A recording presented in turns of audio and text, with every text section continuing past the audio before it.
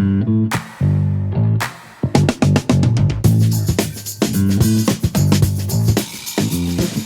to another exciting and elucidating episode of the OmniTalk Ask an Expert series. I'm your host, Chris Walton. And I'm Ann Mazenga. And we are the founders of OmniTalk, the fast-growing retail media outlet that is all about the companies, the people, and the technologies that are coming together to shape the future of retail. And today we are going to talk about Rufus. Ooh. Rufus, not the dog, not Rufus Wainwright, as I know that's who I thought what you were comes talking into your about. head. Yep, nope. Cigarettes and chocolate milk. I thought that was going to be the opening for this. No. All right. Nope. We're going to talk about a different Rufus, which is the new way people are searching on Amazon by way of generative AI. And we just might even sprinkle in a little bit of Google's approach as well as the cherry on the top of today's interview.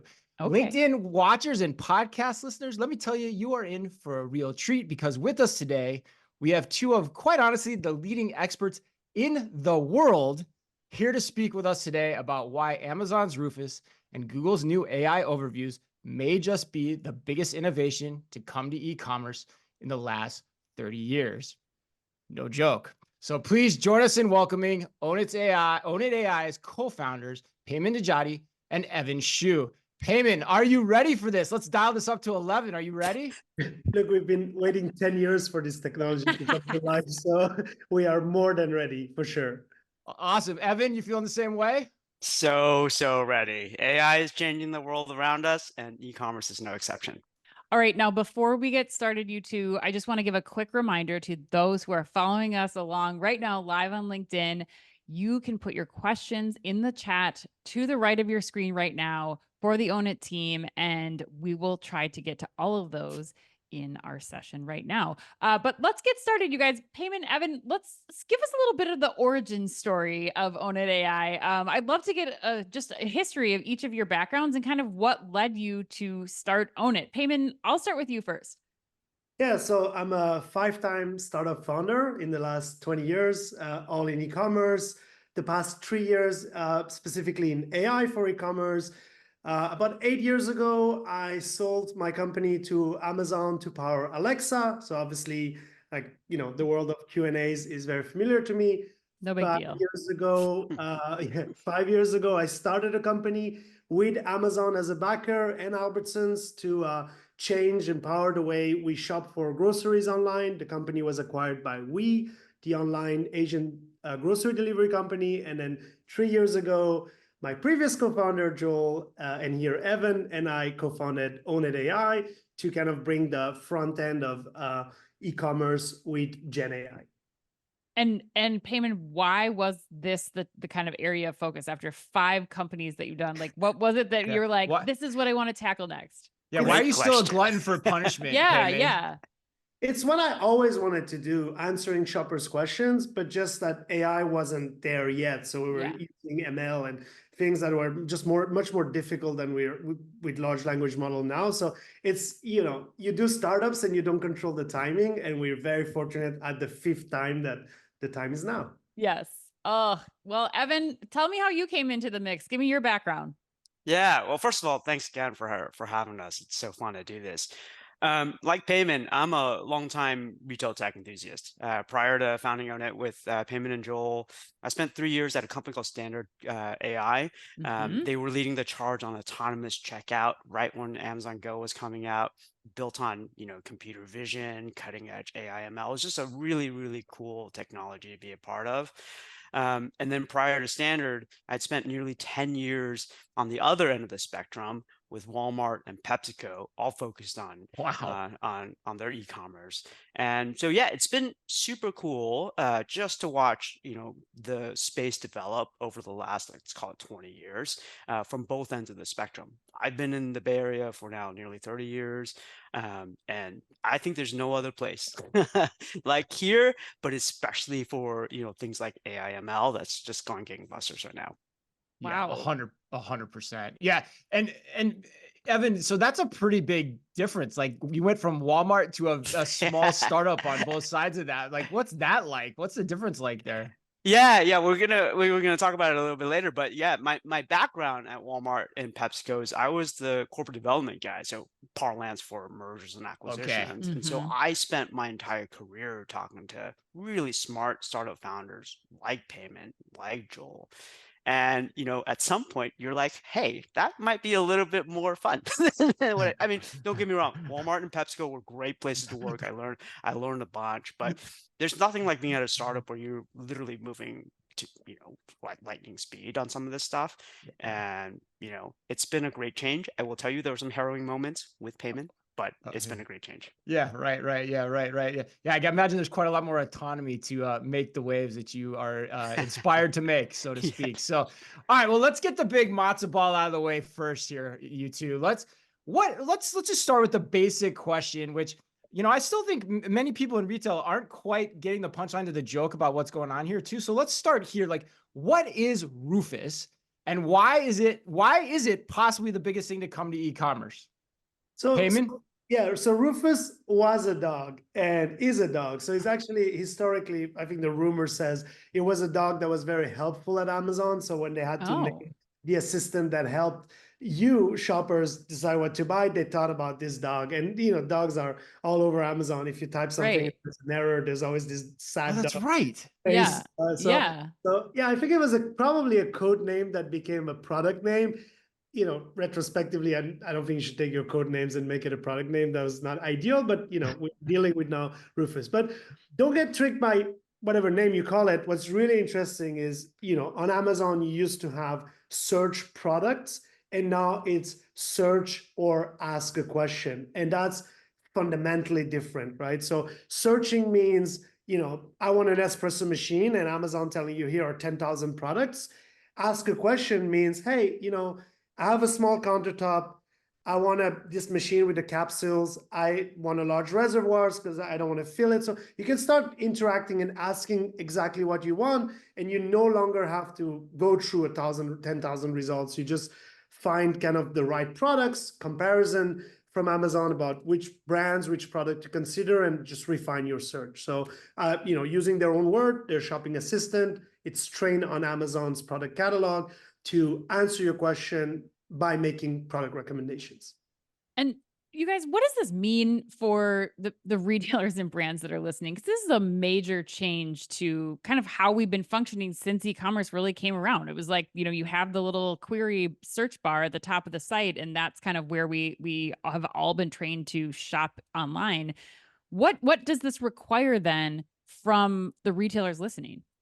I think, this what's fascinating about e-commerce is you take the real world and you try to bring it online. So the cart, right? The concept of adding things to cart makes sense in the store because you have to literally walk with your cart to check out.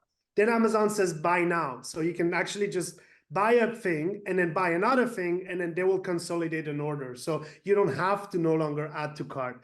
Now here's the same. So you're in a store, and say you're in an consumer electronic store, and you're like, hey, I'm looking for a coffee machine. Yeah. Right. The salesperson will not tell you, oh, great, I have 300 over there. Yeah. Go for Right. it. Like, you Right. just 300. Go and Yeah. find something. That sounds ridiculous, but the web is structured that way. The web is type a query, and here's all the results, and you go figure it out. So Amazon comes in a few months ago, Andy Jassy is CEO, and says, we are going to do the work. The consumers don't have to search. We're going to tell you what's the right product for your need, and we're going to get you there, which means translation, more sales, but also, it's fascinating, less returns, right? Because it's no longer you attempting to buy that coffee machine. Just anecdote, our CTO co-founder Joel told me to buy a Philips machine. I trusted him. I didn't do my research. I opened the box, I returned it the same, hour. So you feel guilty because you bought something, it's not the right thing, you return it. And so with Rufus, what you'll have, and iterations of Rufus, is you'll know before you bought the product that that's exactly the one you need. So less chance to return it. So Payman, what does that mean then though for what operations are having to change? What teams are having to be developed to really support doing this on any retailer not named Amazon? Like always, right? fast free shipping, free return. When Amazon sets a standard and now Rufus is live to all app users and is rolling out through the web. So this isn't like, oh, we're testing and learning. You open your app and at the very final tab, the last tab of your app where there used to be checkout is where Rufus is enabled. So just that means that, you know, consumer behavior is shifting very quickly. And so retailers have to think through, I need to adapt my website from what it was before, search and results, to how can I help shoppers? How can I help answer their questions? So how do I use a large language model, fine tune and train on my catalog to answer questions? And that also means bringing in AI teams that have this expertise. So work with startups, partner with the giants, the Googles, etc., to quickly find a solution for you, because consumers are going to go to your website and they're going to expect you within your category expertise to also answer their questions. Payman, you mentioned Google. I actually want to bring them into the discussion right here deliberately too, because you know what we've been talking about so far is Rufus on Amazon, which is essentially an e-commerce browser, for lack of a better way to put it. But Google sits in a different sphere. How is what Google's doing going to impact this discussion as well, and where do they fit into commerce? So at the same time that Andy Jassy, CEO at Amazon, announces Rufus, Google comes on stage and says, you know, after 20 years of search and blue link results, for you to find the answer to your question on a third-party website and having to read that blog or being thrown into a retailer's website, Google says, you know what? We'll also take that responsibility. We'll also come and answer your questions. And that's Google AI Overviews. So go in and type a question directly on Google, and Google summarizes the answer to your question, taking the data from those third-party sites and sending you to the right site that gave you that answer. And like they're saying, they're rolling it out to 1 billion users by the end of the year, billions the years to come. So the same thing comes true to Google, which is we no longer search and results, we search and ask. And the same is coming from Apple with Siri saying, ask Siri anything, right? So these three giant companies are changing the way we search by being able to ask questions. And what's really fascinating for a retailer is Google doesn't have the answers. They never claim to have the answers. They say, we're going to go scour the web and find whoever has the answers. So if you're a retailer in groceries, in beauty, consumer electronic, home improvement, whatever you do, if you take your data and answer questions and you feed that to Google, you will win on Google. What does it mean to win on Google? Free traffic to your site. Right. But that's an important thing to call out, because what you're essentially saying then is how we conduct search on how we search for commerce, like commerce searches are going to change on Google as well. And therefore so the retailers have to understand that, number one, and then how they show up in the searches on Google is going to change too. And so to me, that makes me think there's a risk of losing control or ownership, particularly if they have product category expertise. Like if they're not showing up well on Google, Google could start sending them somewhere else just through natural search queries. Is that right, Evan? Yeah, so actually we think it's the opposite. I think it's always been, you know, a retailer's merchant and their assortment is one of their, you know, primary sort of strategic advantages. It's even more so now, right? So if you take the example that Payman was giving, Google has now this immense need to answer every question, especially if you're a retailer, related to in and around your product catalog. If you do any sort of product search today, there's going to be this section as part of your Google search. It's called People Also Ask. You can click on any of those, and what you'll see is there's going to be another 4 questions. And it's an endless set of questions. It is. And Google is now promising, hey, we will get you the best answer for this infinite list of questions. So we also know Google, like Payman said, doesn't have those answers. So they need folks, preferably the people that make the product or sell the products, to answer those product related questions. So there's a really unique point in time where there's a real demand for this. You know, it can't be just recycled stuff, which Google really doesn't want, but they want helpful, proprietary, unique data that really answers the questions that their users are searching for. So why does this matter to retailers? Well, you are sitting on this gold mine of like your merchants are finding the best products and the deepest product catalogs you can, right? You have all this great data, of course, in the store, but for sure in your e-commerce website. marry that up with your sales data, your returns data, what customers saying are on ratings and reviews, then you can fine tune, a model around that that's unique to you and create content, not only of course for Google, but for sure on on-site e-commerce. So we'll show you that in a little bit as to how we think that should look like.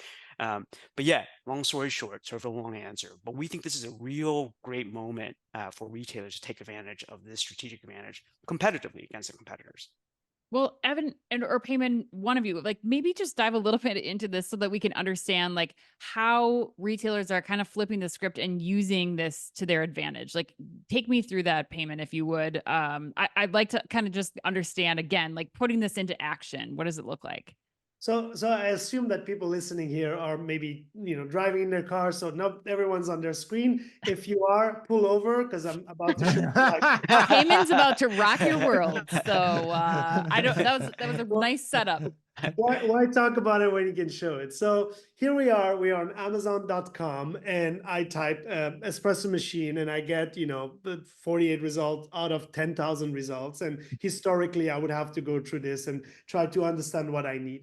And here comes Rufus that says, look, ask any question that you have and I'll answer you. So it already understands you're here and you're saying, look, I'm looking for espresso machine for a small countertop. And it's even if I make typos, it's gonna come in and hopefully tell you, okay, for small countertop, focus on compact size, easy to use, essential features like milk frother. Here are some search results to go to. So look, there are things that we love about Rufus because it's fine-tuning and it's telling you what to look for and what to consider. There are things that we don't love about Rufus. It's a side chat assistant, which has follow-up questions, etc. But it's also competing with the main search and it's competing with the main experience. So we took what we like and what we didn't like to think about what it should look like. All right, so that's on Amazon. And by the way, if you start on Amazon and your retailer listening, game over already. The consumer is on Amazon. There's no chance for you to win anymore. That's a great point. Let's go to Google and say you're looking for an espresso machine for a small countertop. Now here are AI overviews. So prior to Google AI, you would have links everywhere, right? And you would have to go to Nespresso.com, New York Times, or Reddit, and so forth to find your answer. And here comes Google AI overviews that tells you, like, again, if you're looking for small countertop, here is what to consider, and here are the best products, and here is good for home, good for lattes, etc. And it's taking that source for wherever it can find the answer. And look at that. The New York Times, the Spruce Eats, Forbes. If you're a retailer in consumer electronics, you should seriously ask yourself, why am I not a source here? Right. Because historically, you never bothered to answer a question. You let publishers come in and write editorial content. Now, side note here, we spoke with a very large consumer electronics retailer who was like, who are we to give our opinion on what to buy? And we're like, you're the company who has all of the data. You know what people buy, what they return, why they like some things, why they don't. Do you think somebody in the New York Times, no offense, in New York sitting and opening 5 machines has a better understanding than you do across all of America's retail data? No. So take back what is yours, the answer to this question. So what did we do? We went and showed on every major retailer's site what we think the experience should look like. So if you're coming to say bestbuy.com, and this is a demo by Own It AI, but it's a live demo on a real website. And that's my favorite part, is what a technology startup can do is it can come and overwrite, I will not take a survey, overwrite your website. And instead of presenting you these 44 machines, bring you an AI overview that natively tells you, hey, here are the type of machines to consider, here are the best products, and here is why. Here is what users are saying, a summary of the review that tells you why consider those machines. Here are some of the frequently asked questions on Google that we took from Google and that we answered based on Best Buy's catalog, and then ask us any follow-up question, try to understand the product. And if there's a product you like, let us even tell you what's great about it, what people are saying. And what's phenomenal, if even you continue and you go to the product detail page, we now remember that you came to this page because you were looking for Nespresso for a small countertop. So the product detail page dynamically changes to highlight the facets that you're curious about, right? So if you're, for instance, looking for a camera as a vlogger, you don't care about the specs of the camera. In the context of cameras, you care about the specs that are relevant to being a blogger. So the product detail page with Gen AI will change based on your search context. Now you're saying, okay, this is great for high consideration products like a coffee machine, but say you're going to a festival and you're looking for makeup for festival. What is makeup for festival? Ulta Beauty has no understanding of festivals, but large language models do. Ulta Beauty has a clear understanding of the best brands and products that have vibrant colors, that are long lasting. So aligning the two, large language model and proprietary data from Ulta Beauty on beauty products, you can now tell consumers what to consider for makeups for festival. And a final example, if I may, if you're on Safeway and like me, you have young kids and you're looking for healthy snacks for kids, traditionally, Safeway would say, wow, we sell a lot of snacks. Here are 554 results for healthy snacks. But break it down to me. Again, let's look at what type of products you have. No sugar, organic options, fruit and veggie snacks. But that's what Safeway taught were healthy snacks for kids. We overwrite this and we're like, let's not go into the snack department aisle. Let's go to fresh fruits. Let's go to vegetables. Let's go across the entire store to find healthy snacks for kids that are not just traditional snacks.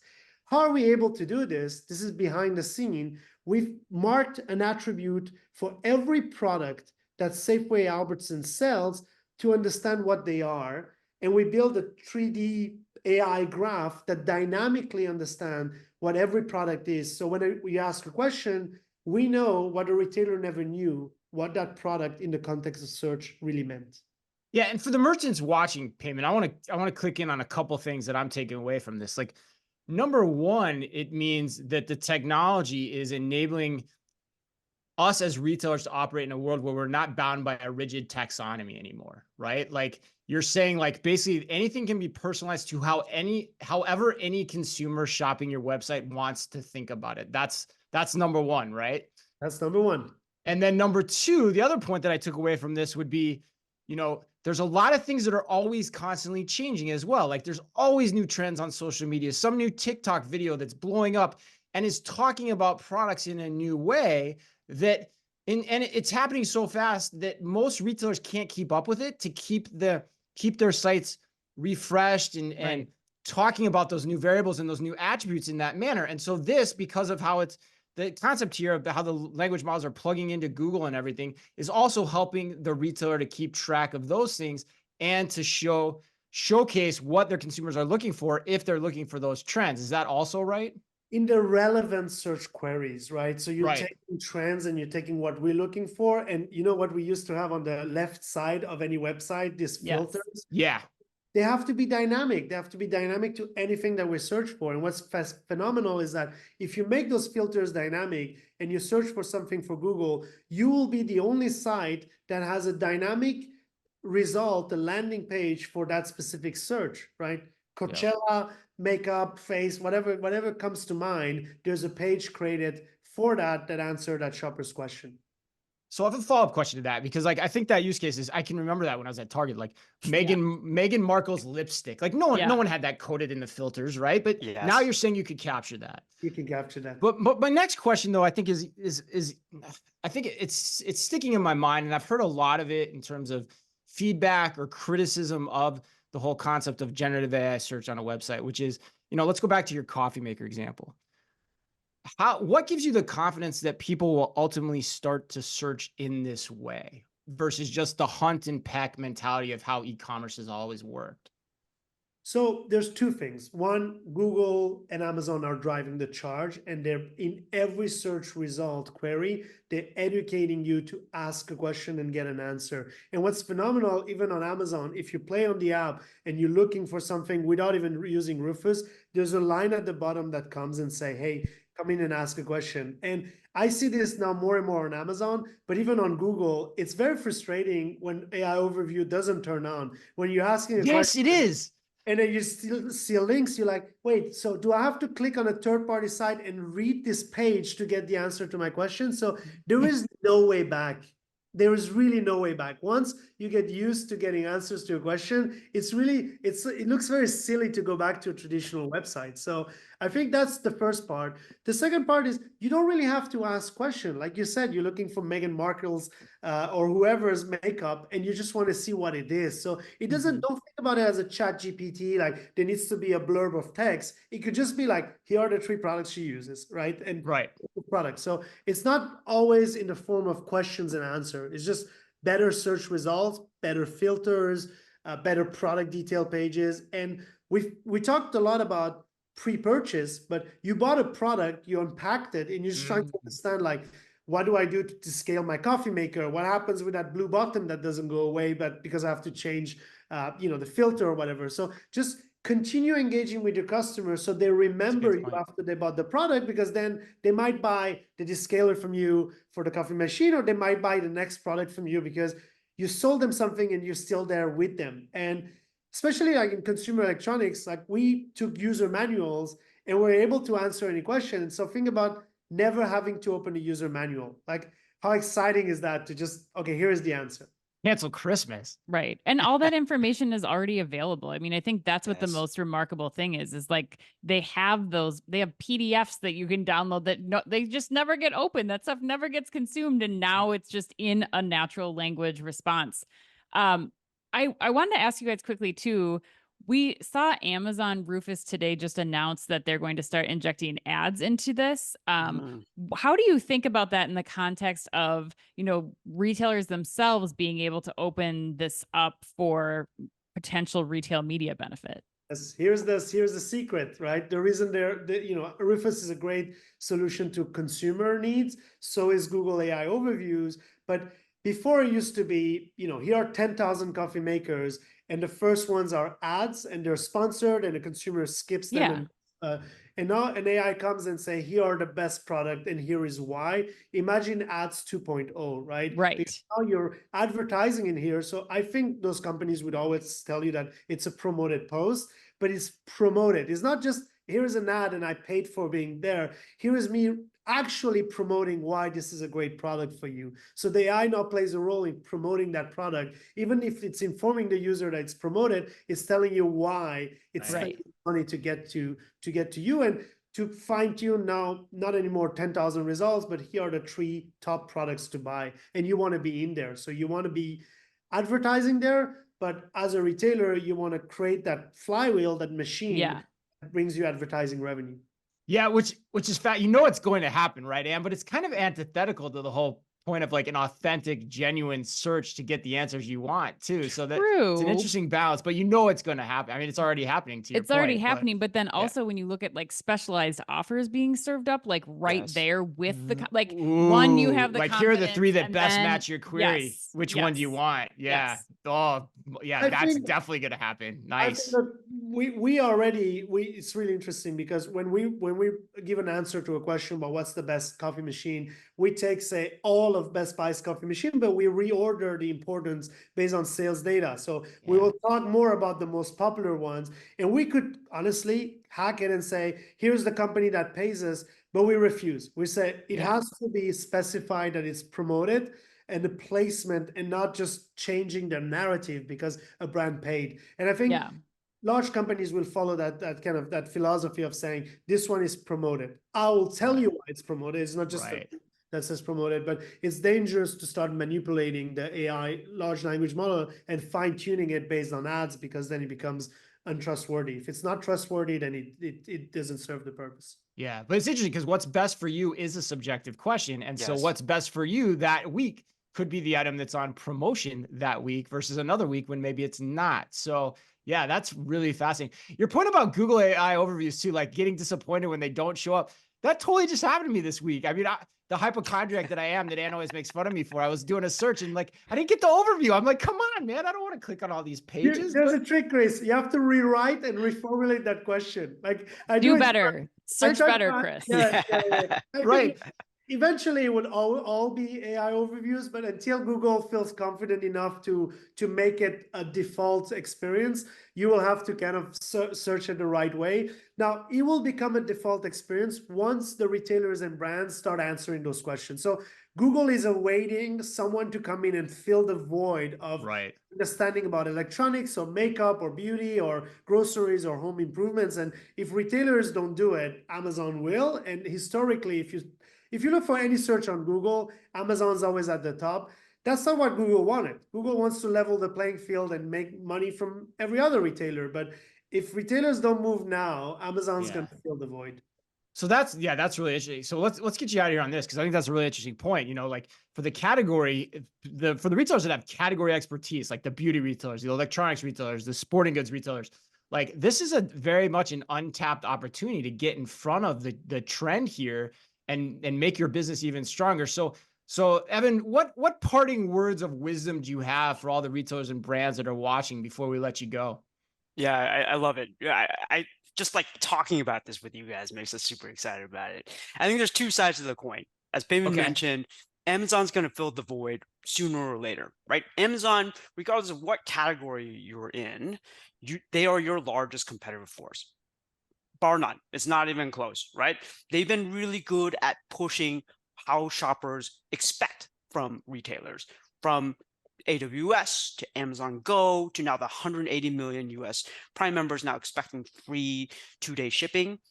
They make things table stakes. And our bet, Payman and I, and the Own It team in our careers, is making a bet that this way of shopping, instead of getting 10,000 results, you sort of tell us, answer the question. It may not be like you, to your point, Chris, it may be subjective, but you want to be the one answering it, regardless of whether it's right or wrong, right? You should have that answer. And if you're not at the answer, you're not at the table and you're not going to win. So that's one side of the coin. There's that competitive force from Amazon. But the other side of the coin is AI actually, like Payman said, very much levels the playing field. It allows you to take advantage of your product catalog. It allows you to take advantage of your proprietary POS data, sales, returns, customer data in ways that retailers haven't before. So, you know, this is my role at Walmart and PepsiCo, right? We would go, you know, every week, go find startups, vendors in the space, get front row seats to the technology. It's changing week by week, day by day. If you can, influence a product roadmap as you decide your own internal approach to AI and commerce and Google and how do you tie all that stuff together, right? But you can't afford to sit on the sideline for sure. So, you know, this is a great opportunity to be out there, try new things, right? And you know, this is a singular advantage where you can take what you have internally with your product catalog and turn that into a competitive advantage. You guys, every time we talk to you, I get more and more excited about No, it's an where edge of your seat podcast, I right? know. It's like you just have so many questions, and just seeing what you're able to do so quickly, as Chris and I have both seen in person, it's really, really remarkable. I want to thank you both so much for giving us the time today, giving our audience the time. If people want to reach out, which I am assuming there will be lots of people with questions for you after this event, if people want to reach out and learn more about Own It, Payman, how should they get in touch with you? Yeah, I have to give a candid answer here. Like 3 years, 2 years, even a year ago, we were taking on pilots, proof of concept. We're a very small team, and with kind of the tailwinds that we're getting from Amazon and Google, we don't have the bandwidth for companies that are exploring, that are, you know, adventuring into understanding better. We're really looking at the companies that have made a strategic decision to invest in the space and move forward. If you're one of them, if you're one that is decided to either acquire for this and build internally or invest in a company like ours, if it's a strategic imperative for you, here's my email, payman@ownit.co, Evan's email, evan@ownit.co. For everyone else, we'll disappoint you. If you're saying, hey, what's the price for a pilot? We've been turning people down because we don't have time to do the pilot. We're just too small of a team, and we have to choose the right bet, and we have to choose companies that want to, you know, be at the forefront of this, and I've already made a decision to do so. All right. You heard it here first, folks. Handy. If you're ready to lock it down, we're not dating anymore. We are in this. Thank you so much, Payman and Evan, for your time today. Thanks to all of you who joined us live on LinkedIn and those of you who are listening after. And as we always say here at Omni Talk Retail, be careful out there.